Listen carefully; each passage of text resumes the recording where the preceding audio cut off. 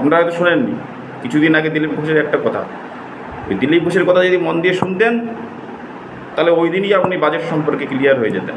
উনি বলেছেন কিসের সংখ্যালঘু উন্নয়ন, 80 বছর ধরে তো প্রত্যেক সরকার উন্নয়ন করে যাচ্ছে, সংখ্যালঘু যদি 80 বছর ধরে উন্নয়ন না হয়, আমরা কি সংখ্যালঘু ঠেকা নিয়ে রেখেছি উন্নয়ন করার জন্য? একদম সঠিক কথা।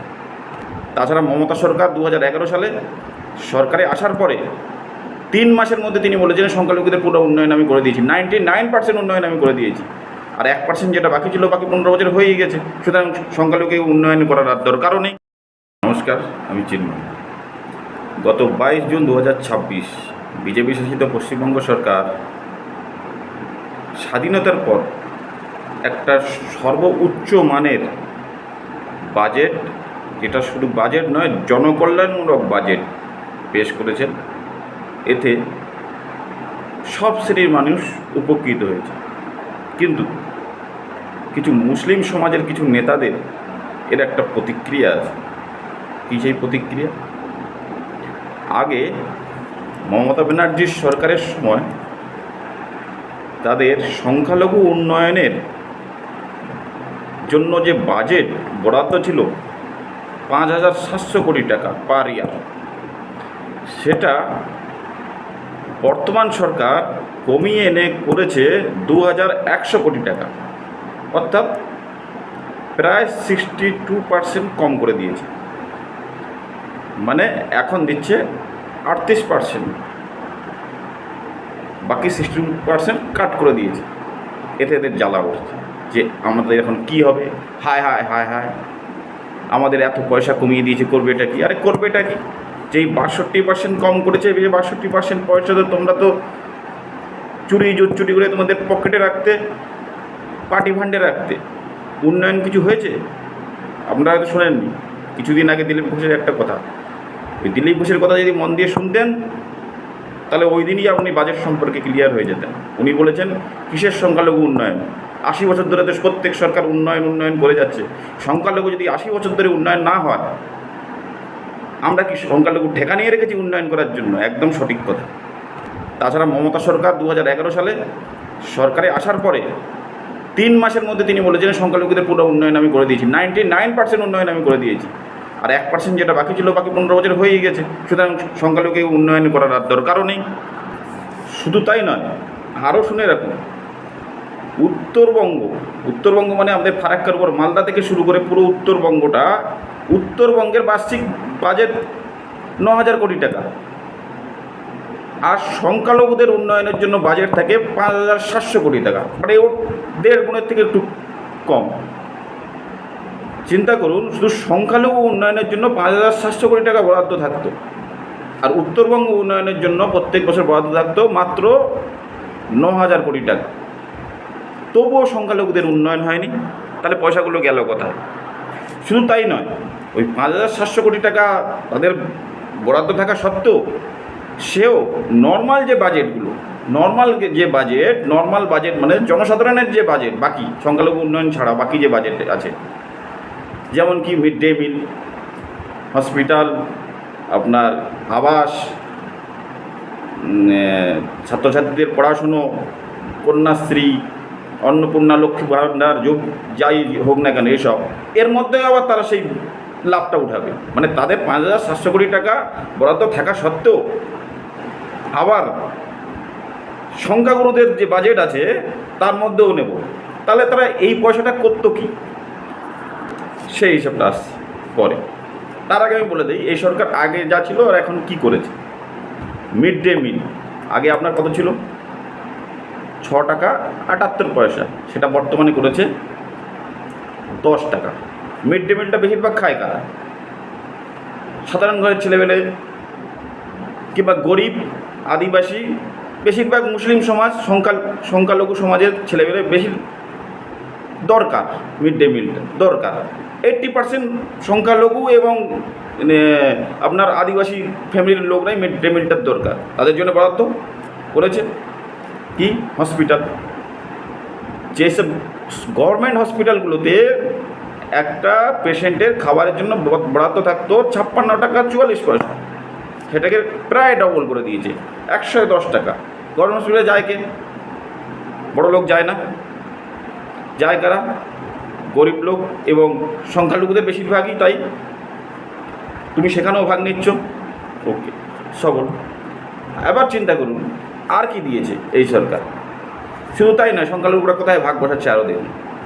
মমতা ব্যানার্জি 15 বছর ধরে যারা সরকারি চাকরি, আধা চাকরি, শিক্ষক, অশিক্ষক কর্মী সব কিছু যারা আছে, কত পার্সেন্ট দিয়ে দিয়েছিল? 15 বছর ধরে 18% দিয়ে দিয়েছে মাত্র। 15 বছর ধরে 18% দিয়ে দিয়েছে। আর বর্তমান সরকার কি দিল আপনাকে? 45 দিনে 20% দিয়ে, মাত্র 45 দিনে 20% দিয়ে। তুমি 15 বছর ধরে 18% দিয়ে দিয়েছে, 45 দিনে 20% দিয়ে দিয়েছে। সেই 20% দিয়ে কই সংখ্যালঘুর লোকরা নেবে না? সংখ্যালঘুর লোকরা কি ওই 20% ওই বাজেটের মধ্যে আসছে না? এখানেও ভাগ বসাবে তোমরা? কারণ তুমি বলবে তো আমরা ওখানে 5,700 কোটি আমাদের দিয়ে দাও, আমরা এদিকে কিছুই নেবো না। ব্যাপার ক্লিয়ার? শুধু তাই নয়, 100 দিনের কাজ, 100 দিনের কাজ কিছু বড় লোকরা করে? গরিব মানুষ করে, সংখ্যালঘু করে। আবাস, ঘর কারা পাচ্ছে? বেশিরভাগ সংখ্যালঘু, গরিব মানুষ পাচ্ছে। এখানেও তুমি ভাগ বসাবে। মহিলাদের 33% চাকরির ক্ষেত্রে রিজার্ভেশন করে দিয়েছে। সেই মহিলাদের মধ্যে সংখ্যালঘু নেই, সেই মহিলাদের মধ্যে সংখ্যালঘু নেই, মুসলিম নেই। তাহলে তুমি সেই বাজেটের মধ্যেও তুমি যাচ্ছ। শুধু তাই নয়, স্কলারশিপ যাদের কারা পায়? গরিবরা পায়, বড় লোক তো স্কলারশিপ পায় না। গরিবরা পায়, যাদের নিম্ন আয় আছে তারাই পাবে। সেই নিম্ন আয়ের মধ্যে আপনার কত পার্সেন্ট লোক আছে? যাদের বেশিরভাগ লোক মুসলমান সমাজের মধ্যে পড়ে, গরিব। সেখানেও তুমি ভাগ বসাচ্ছ। তাহলে ব্যাপারটা এখানে নয় শুধু বেকার, সেখানেও তোমাদের লোক। এইসব বাজেটগুলো তোমরা তো আবার ঢুকছো। কলেজে কোনো মেয়ে যদি পড়াশোনা করতে যায়, কলেজে ভর্তি হয়, তাকেও সাবসিডি দেওয়া হবে 50,000 টাকা। সেখানেও তো তোমাদের মেয়েগুলো আছে, সংখ্যালঘু বাচ্চারা আছে, তো সেখানেও তোমাদের। আর কি করেছে? অঙ্গনারীকে কতটা দিয়ে দিয়েছে দেখুন। 6,500 টাকা তাদের আগের বেতন ছিল, এখন কত দিয়েছে? 5,000 টাকা বাড়িয়ে দিয়েছে। প্রায় 80% ইনক্রিজ করেছে তাদের স্যালারি। আর কি করেছে? সিভিকদের 10,000 টাকা ছিল, সিভিকদের এখন কত করেছে? 12,000 করে দিয়েছে, 20% বাড়িয়েছে। আর কি করেছে?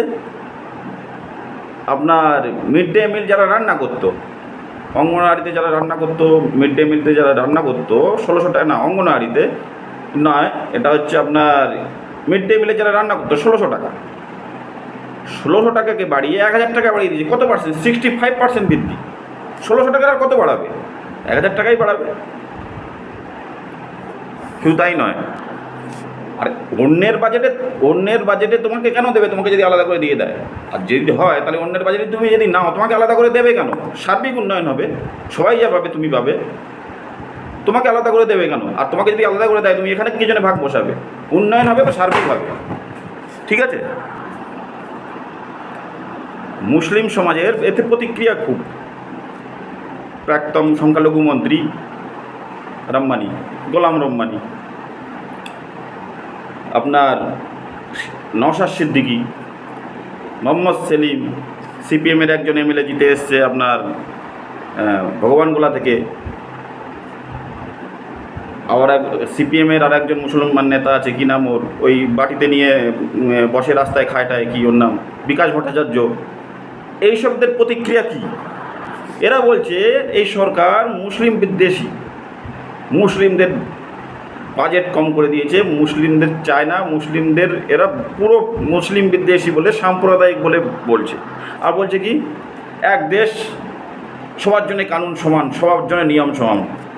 ধারা 30, ধারা 25, ধারা 4 ধারা, ওই ধারা সেকুলার যে ধারা, ধর্মনিরপেক্ষ ধারা 1975 সালে ইন্দিরা গান্ধী নিয়ে এসেছিল। ইন্দিরা গান্ধী যেমন ধারাটা ঢুকাতে পেরেছে, এবার ওই ধারাটা বের করতেও সময় লাগবে না, ওই ধর্মনিরপেক্ষ সেকুলার ওই কথাটা যেরকম ঢুকেছে সংবিধানে, সেরকম বেরিয়েও যাবে। ওই নিয়ে বেশি চেঁচামেচি করে লাভ নেই, ধৈর্য রাখুন, সব হবে। ওই নিয়ে ভাবার আপনাদের কোনো দরকার নেই, ভাবার লোক আছে। এবার আসি, ওই 5,700 কোটি টাকা আগে ছিল আর এখন 2,100 কোটি টাকা, তাহলে এই বাকি আপনার 3,600 কোটি টাকা যে এদের কম হয়ে গেল, মানে 62% যে পয়সাটা কম হয়ে গেল, এই 62%টা কিসের জন্য কম হলো? অপচয় হতো পয়সা। কি করতো এরা? হজ হাউস, আপনি নিউটনের দিকে যাওয়ার সময় দেখতে পাবেন, চিনার পার্কে একটু আগে হজ হাউস, 7তলা বিল্ডিং, বছরে 2 মাস কাজে লাগে। কারা থাকে? নন বেঙ্গলি মুসলিম, বাঙালি মুসলিমও যায় না ওখানে, উর্দুভাষী মুসলিম। কি চলে তার ঠিক নেই ওখানে। ওখানে ইনচার্জ এমপ্লয় থেকে শুরু করে সব উর্দুভাষী। কি হয় তার ঠিক নেই, কি হয় জানি না। আপনার খবর নেবেন, জানবেন ওখানে হয় কি। হজ হাউস, ওই খাতে পয়সা যায়। কবরকে ঘিরে দেওয়া, কোনো স্থান আছে কবর ঘিরে দিয়ে মসজিদ ফান্ড মসজিদ বানিয়ে দিলাম, লিখে দিলাম এই তহবিল থেকে এত এসছে। আপনি কোনোদিন শুনেছেন মন্দির ফান্ডে? মমতা ব্যানার্জি বাদ দিন, জগন্নাথ মন্দির টন্দির বাদ দিয়ে যে মন্দির ফান্ডে এই সরকারি বাজেট থেকে পয়সা এসছে। মসজিদের এরিয়া ঘিরে দিচ্ছে, কবরস্থান ঘিরে দিচ্ছে। কোথায় পয়সা যায়? আর যায় উর্দু একাডেমি, যার কোনো দরকার নেই, বন্ধ করো উর্দু একাডেমি।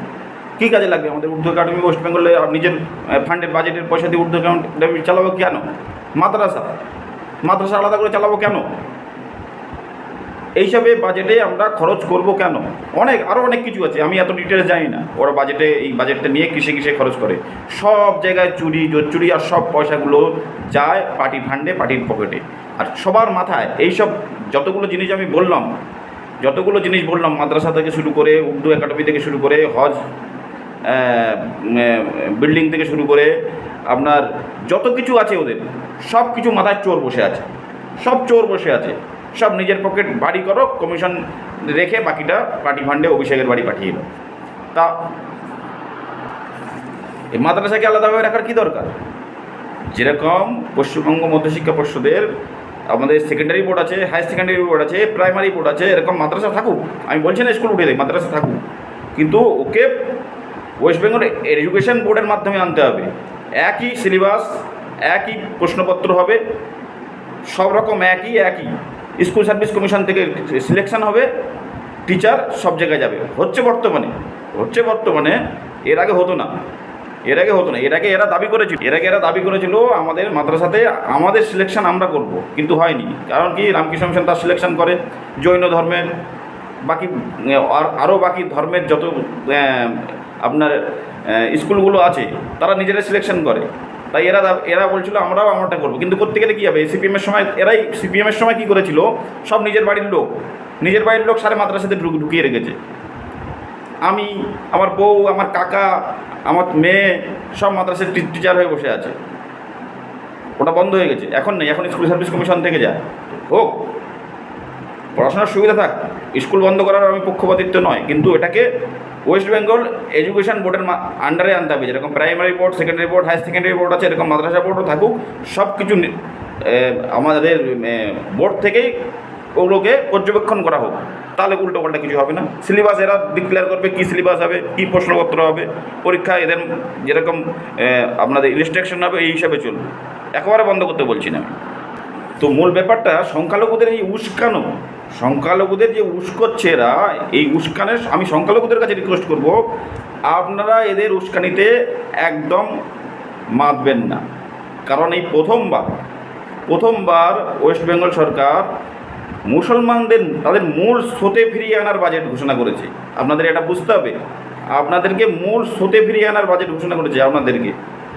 ওই টাকাগুলো মুসলমানদের নামে আপনাদের টাকা নিয়ে কিছু লোক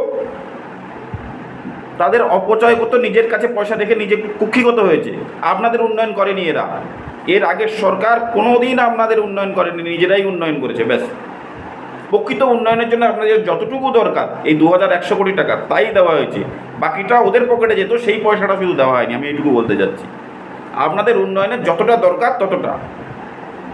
এই উন্নয়নের আপনারা 7 দিন এবং সরকারের 7 দিন, এই যে সিপিএমের এবং তৃণমূলের মুসলমান নেতাদের উস্কানিমূলক বক্তব্যে আপনারা বেশি হতাশ হবেন না।